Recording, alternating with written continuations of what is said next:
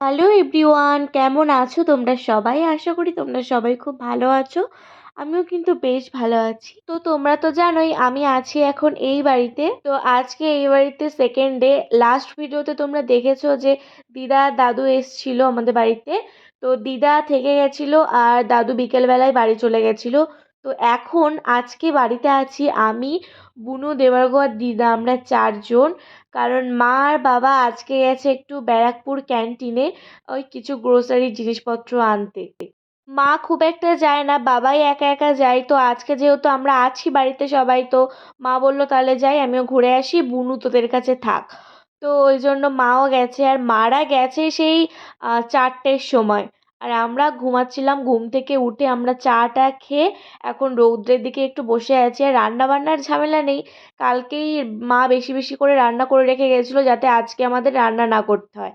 আর দেখছো টেবিলের ওপর কত প্রাইজ, এগুলো কিন্তু সব আমার বুনুর, সব গান করে পেয়েছে। তো এখন আমাদের কিন্তু দুপুরবেলা খাওয়া দাওয়া হয়ে গেছে, আর আমরা এখন আইসক্রিম খাচ্ছি, খেতে খেতে নদীর ধারের দিকে যাব ঘুরতে। আর মা বাবা কিন্তু 2টো-2:30-এর মধ্যে বাড়ি চলে এসেছিল, এসেই আমাদের সাথে একসাথে লাঞ্চ করেছে। তো যেহেতু ওই 3টে-4টের দিকে মারা উঠে গেছে আর কষ্ট হয়ে গেছে বলে এখন মা আর বাবা ঘুমাবে, আর আমরা নদীর ধারের দিকে ঘুরতে যাব। আর বাবা নিয়ে এসেছিলো আইসক্রিম, ওই আইসক্রিম খেতে খেতেই আমরা এখন যাচ্ছি। তো দেখো চলে এসেছি নদীর ধারের দিকে, আর এখনো কিন্তু রোদ পড়েনি, হালকা হালকা রৌদ্র আছে। আর আগে না সবসময় এই জায়গাটায় মানে আমরা আসতাম ঘুরতে, মানে আমার বাড়িতে কোনো বন্ধু বান্ধব আসলেও আমরা আগেই নদীর ধারে আসতাম, এসে বসে থাকতাম, গল্প গুজব করতাম আর কি। তো এখন তো আসাই হয় না, তো এই দুদিন একটু আসছি। আর এদিকে দেখো চাষ হয়েছে, তো এদিকে বাঁধাকপি হয়েছে, হলুদ গাঁদা ফুল হয়েছে, ভীষণ ভালো লাগছিল। আর গাঁদা ফুল না সবাই তুলছিল, মনে হয় বিক্রি টিক্রি করতে নিয়ে যাবে পরের দিন সকালে, তার জন্য এখন তুলে রাখছে। আর আমরা হাঁটতে হাঁটতে দেখো একটা কুল গাছ দেখতে পেলাম, এত পাকা পাকা কুল ধরেছে।